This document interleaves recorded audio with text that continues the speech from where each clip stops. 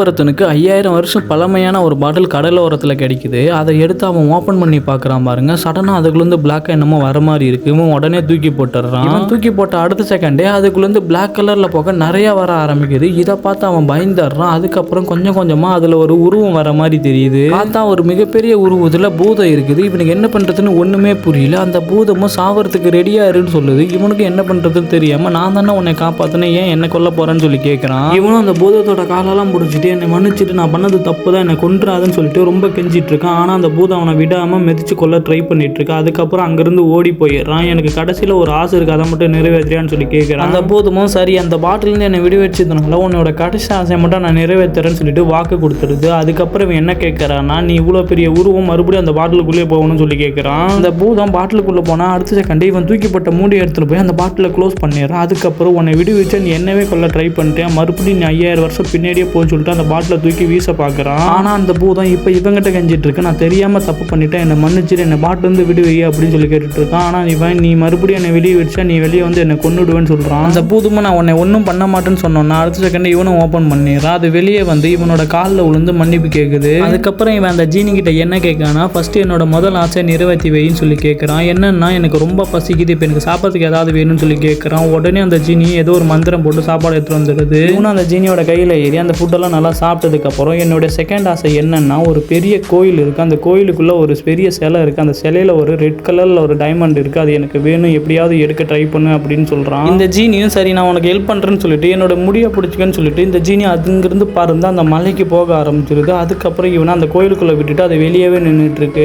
எடுக்கலான்னு வந்த அந்த ரெட் கலர் டைமண்ட் அந்த சிலையில தான் இருக்கும். ஆனால் இதை பாதுகாக்கிறதுக்கு அங்கே ஒரு கூட்டமே இருக்குது. ஆனால் இந்த விஷயம் தெரியாமல் அவன் அங்கேருந்து அதை எடுக்கிறதுக்கு ட்ரை பண்ணிட்டு இருப்பான். இந்த டைமண்ட் எடுக்கிற மாதிரி ஒரு பெரிய வாழை எடுத்துக்கிட்டு இந்த செலந்தி கூடு இருக்குல்ல அது மேலே ஏறி மேலே போயிட்டு இருப்பான். ஆனால் ஒரு விஷயம் அவன் கவனிச்சிருக்க மாட்டான், அங்கே ஒரு பெரிய செலந்தி இருக்கும். அந்த செலந்தியை இவனை பார்த்தோன்னா சாப்பிட்றதுக்காக வரும். இவன் அதை பார்த்து அடுத்த செகண்டே பயப்படாமல் அது கூட சண்டை போட ஆரம்பிக்கிறான். அதுக்கப்புறம் இவன் கீழே குதிக்கலான்னு போவான் பாருங்க, அதுவும் நூலை விட்டு கீழே வரும். கரெக்டாக அதோட நூலை கட் பண்ணி விட்டுருவான். அப்படியே ஒரு வழியாக செலந்தியை கொன்னாச்சுன்னு சொல்லி பார்ப்பான் பாருங்க. இவன் வாயில் வச்சிருந்த கத்தி கீழே விழுந்துரும். இப்போ என்ன பண்ணுறதுன்னு தெரியாமல் அந்த டைமண்ட் எப்படி எடுக்குதுன்னு யோசிப்பான். அதுக்கப்புறம் அந்த சிலை மேலே ஏறி எடுத்துடலாம்னு சொல்லிட்டு அவனே ஏறிடுவான். இந்த டைமண்டை பாதுகாக்க ஒரு கூட்டமே இருக்கு. அவங்க எல்லாம் சேர்ந்து இவனை குழலாம் ட்ரை பண்ணுறதுக்குள்ளே இவன் அந்த டைமண்டை எடுத்துருவான். உடனே அங்கே இருந்த எல்லா இடமே இருட்டாயிடும். அந்த டைமண்டை எடுத்துட்டு கோயிலோட வாசலுக்கு வந்துடுவான். அதை ஓப்பன் பண்ணோன்னா அந்த பூதத்தால் தான் முடியும். இந்த சவுண்டு கேட்டு இந்த பூதமாக அதை ஓப்பன் பண்ணி இவங்க வெளியே வந்துடுறாங்க. இந்த பூதம் இதை பார்த்துட்டு இது என்னன்னு உனக்கு தெரியுமான்னு சொல்லி கேட்குது. அதுக்கப்புறம் அந்த பூதம் இது ஒரு நார்மல் டைமண்டே இல்லை, இது ஒரு எதிர்காலத்தில் என்ன நடக்குதுன்னு சொல்லிட்டு இப்போயே பார்க்க முடியும்னு சொல்லுது. இவனும் அதை கேட்டு ஆச்சரியமாயிடுறான்.